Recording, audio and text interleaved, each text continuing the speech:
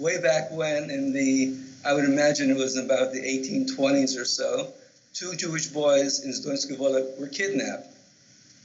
They kidnapped into the Tsarist army, and they both served 25 years in the army. They both came back. One came back as a Jew, and the other one converted and became a Christian.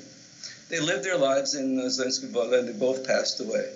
Sometime after that, a young girl started screaming in a male voice, and no one knew what it was. Never said, "Oh, this must be a Dybbuk."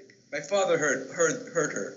He was born in 1906, and he was a little boy just prior to the World War I, around that time.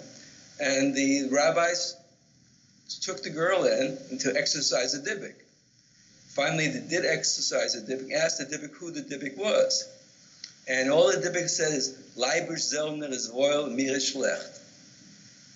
Leibisch Zellner was the Jewish boy who did not convert. Leibisch Zellner. And Leibisch Zellner is my father's great uncle. Another story my father told me was an interesting story, also going back to Tsarist times, because he seemed to have these old stories.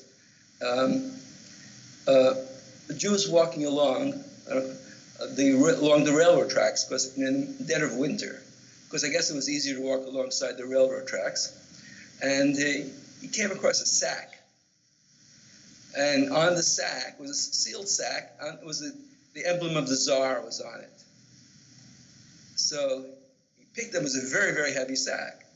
And he thought, what should he do with it? And so he took it. It was dead of winter.